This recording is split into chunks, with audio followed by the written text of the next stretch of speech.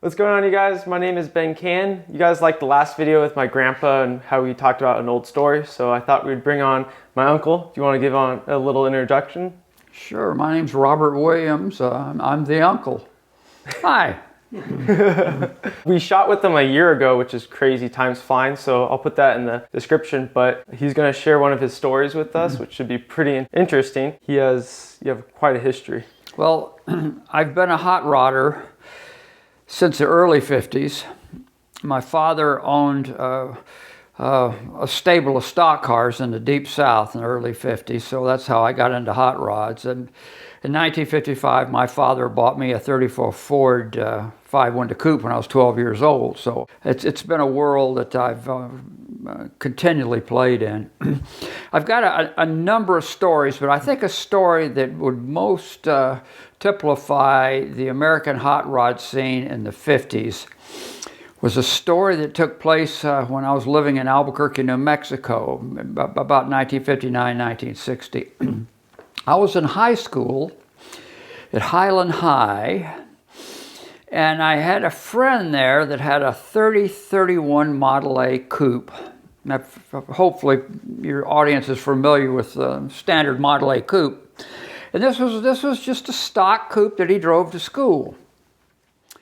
And then one day I noticed, looking out in the parking lot, that he had channeled it.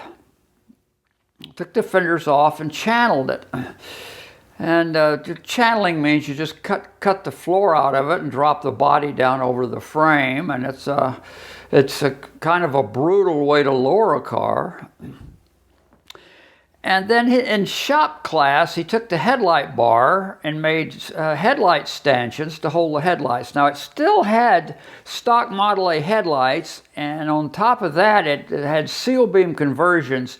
So the headlights were not attractive. They were really ugly-looking headlights with these seal beam conversions in them, big headlights. So when he put the headlights on the stanchions he made in shop class, the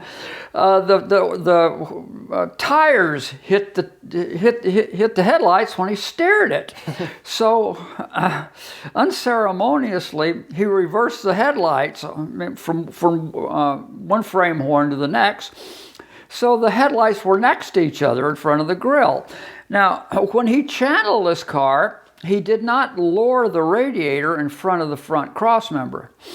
So we have a radiator that's sticking up about 6 or 7 inches above the cowl, and a channeled car with the headlights, big ugly headlights next to each other. Still had a Model A engine in it. And it was a pretty peppy little engine. He came by my house one day to give me a ride, and I looked inside the car. It no longer had a firewall below the cowl gas tank. There was no insert in the top. There was no glass in the windshield. And I'm looking inside the car, and there's a piece of plywood sitting on top of the frame rails and some pillows to sit on. So we get into this car and go for a ride, and we go screaming down this hill. And we're doing about 50 or 60. Now there's a road that comes in at an oblique angle in our direction to the left. And I thought he was going to just go by this road and forget about this road that comes in at an obtuse angle. But he slams on the brakes and throws this Model A into a Brody to make this very, very sharp turn. And it really shook me up that this thing started sliding. And then the body lifted up on his side, and I could see, well, he never mounted the body, and I could see daylight as the body lifted up off the frame. And then he straightened it up a little bit, and he still had his foot in it, and the body went slamming down on his side, and then the car started whipping around, then it lifted up on my side, and I'm looking at pavement on my side of the car. And then that come down, ka-chomp like a guillotine, and settled down. He straightened the car up, but the radiator was still whipping back and forth, and the radiator fell back in the fan and exploded. So we're getting scalded by hot water. So he tells me, well, I think I'd better take you home. So he drives me back home, and I'm just amazed that anybody would take this thing out on the street. I can't emphasize how ugly this thing was.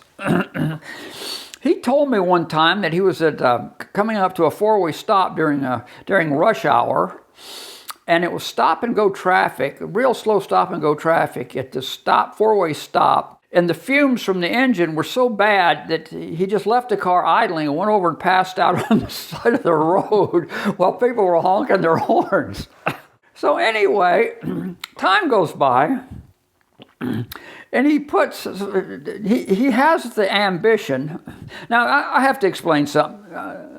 This was not an odd situation, because the quality of craftsmanship was just about the standard of all the hot rods I knew. Hot rods were a funky thing. This was before the term street rod, and when you went out in a real hot rod, you took your life in your hands. It was like it's closer to a motorcycle ride. So he comes by the house with his new modifications, and he went to a wrecking yard, and he found a 348 Chevrolet with a 4-speed and a positive traction rear end that he planted in this thing. And he somehow got a log manifold with 6 2s on this thing. Now, you could walk up to the front of this car. He did put hydraulic brakes on it, but he never changed the kingpin. So you could walk up to the front tire and shake the whole car back and forth on the kingpins. So he says, well, let's go for a ride in it. I said, well, I don't want to ride in this thing because you got a Cal tank in this thing, and it's, you got that 348 Chevy. If that clutch lets go, we're going to fry in this thing. So he went off discouraged. And about 3 or 4 weeks, he comes back. He says, I took that Cal tank out, and I got a gas tank in the back. So let's go riding around. So. Remember, it's got 6 Stromberg 97s on it on a homemade log manifold. So he starts the car up, and by this time, gasoline had leaked out of some of these carburetors into the valley, and the engine catches on fire, and he hits that throttle and goes whoop, and those flames just jump right down the carburetors. And he said, let's go. So we went riding around in it. I think we went to a billiards parlor. We did a little bit of riding around it. And he says, well, now, I've got to get some gas. So we go to a filling station. I mean, riding in this thing was, with no windshield, no firewall, no windows, top open, body barely secure on the thing. We go into a filling station. And this is back when the attendants fill the gas. You didn't fill it yourself. So this novice attendant comes back there and opens the trunk and fiddles around back there, puts gas in it. Well, it's time to start the car. Now I paid for the gas, start the car. Well, the fire situation started all over again. And the attendant's eyes as big as saucers when he saw this fire, the whole top of the engine on fire. And my friend just hit that throttle, whoop, and it just sucked all that fire right down the carburetors. And the attendant was in a state of shock. So my friend just lit the tires up coming out of that filling station and set that thing up sideways on the boulevard. And we hear this bang, this horrible bang. And we look out the back, and the gas tank had fallen out, and it's dragging on the gas line. What had happened was he never bolted the gas tank down, and he just had it sitting there on cinder blocks and lumber, and the gas attendant moved it in some way, so it fell out the back of the rear end. So this was a day in the life of a hot rodder. This was not an impossible situation. I've got a number of stories like this. I had a friend that had a 33 5-window coupe that was channeled. It also had a 348, and also did not have a windshield nor a top insert. And we went riding in this thing one night. We went a long way in this thing. We used this thing as transportation. And we were doing about 100 miles an hour over the Rio Grande Bridge. And all of a sudden, the red lights went on. The cop comes up and he looks at this thing. He says, okay, no windshield, no braking light sticker, no turn signals, no this, no that, no fenders, no this and that, you know. So about this time, a couple of more cop cars come up. Say, we just he clocked us at over 100 miles an hour going over a bridge, see, and we'd been drinking. So, and a state we were generally always in. So then a couple other cops come up, and then the sergeant in charge of the cops come up, and he starts talking to the first policeman, and he starts instructing him on the problems with his car. He said, look at here, there's no windshield wiper, no braking light sticker, no this, no that, no that. Talking down to the first cop that had already said the same thing, embarrassing the first cop in front of these other cops. So they talked about it and found all kind of problems, and they were disgusted. So anyway, all the rest of the cops, and we're left with the original cop to write the ticket. So the original cop standing there, the rest of them drove off, and the first cop says, I don't know, I could really write you up here, but this is a bitchin' hot rod. Get the hell out of here. That's awesome. You know, because he'd been made a fool of, you know. I'm surprised you've lived this long. It sounds like a death trap in each. Well, the indiscretions was part of youth, you know, and my greatest indiscretions are, of course, on motorcycles. But, you know, there's an area that's not only gray, it's just I shouldn't even go into about indulgences.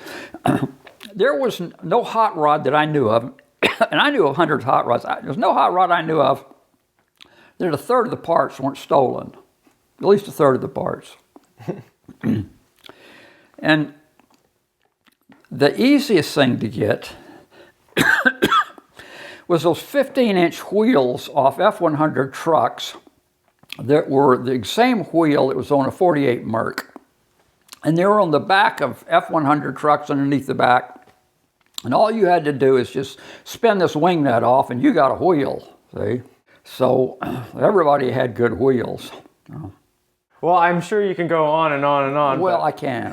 We'll save that maybe for another time. I'm sure you guys would like to hear them. But thanks for sitting down and speaking with me. It was a pleasure. I could listen all day. It was very cool. Pleasure. But yeah, let us know how you guys liked the video, and we'll see you guys soon.